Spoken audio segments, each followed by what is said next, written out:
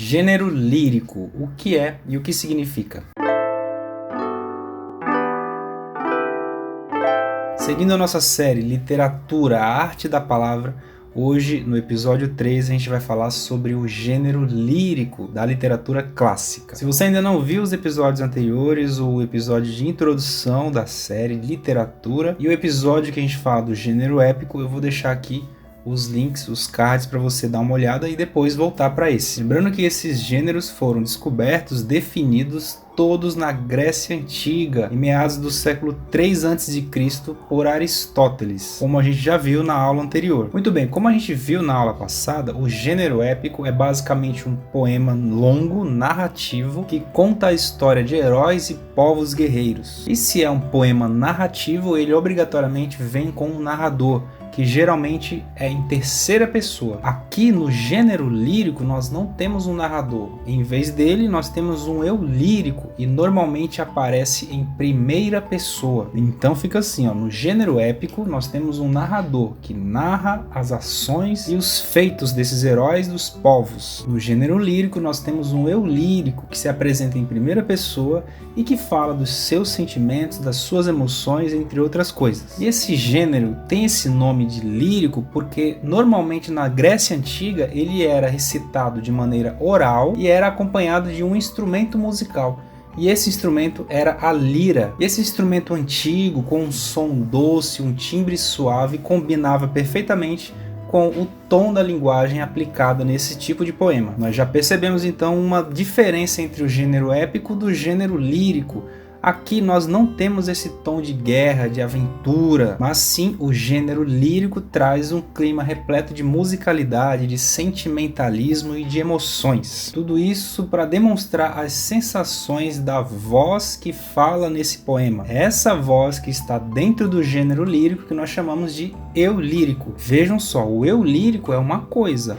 O autor do texto, o poeta que fez esse texto, é outra coisa. Quando eles produziam esse tipo de texto, não necessariamente esses poetas estavam falando deles mesmos, mas eles poderiam criar um tipo de personagem em primeira pessoa para falar de si próprio. E eram textos subjetivos, amorosos, melancólicos, sentimentais, cheios de musicalidade e de ritmo. E mais uma diferença do lírico para o épico. Aqui nós temos várias formas diferentes do texto lírico, e as principais que surgiram todas na Grécia Antiga são a elegia, a écloga, a ode, o hino e o soneto. A elegia é um tipo de poema lírico que falava de coisas tristes, de melancolia e de morte. Em tormentos cruéis tal sofrimento, em tão contínua dor que nunca alivia, chamar a morte e sempre que ela altiva, se ria dos meus rogos no tormento. A écloga era um tipo de poema lírico que falava da vida tranquila no campo, dos pastores cuidando das suas ovelhas e transmitia uma calma. Cantando por um vale docemente desciam dois pastores quando Febo no reino neptunino se escondia.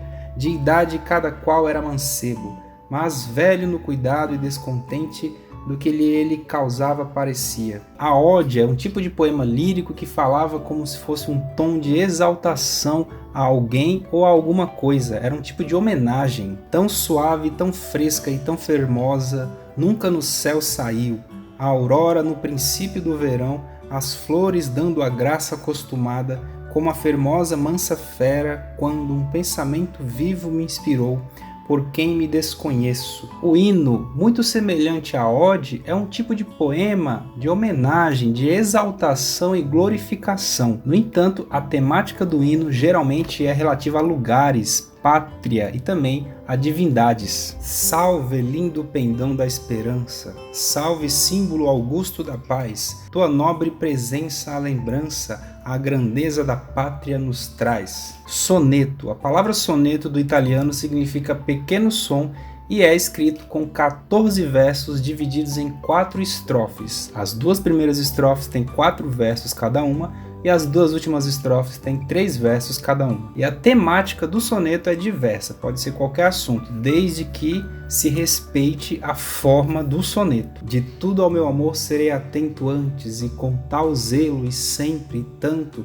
que mesmo em face do maior encanto, dele se encante mais meu pensamento. O soneto é a forma lírica que mais fez sucesso na história da literatura e até hoje muitos poetas utilizam essa forma para produzir seus textos. Logo mais a gente vai fazer uma aula falando só do soneto, que é considerado a joia da poesia. Bom, vocês viram que o gênero lírico preza muito pela forma poética e isso tem que ser respeitado.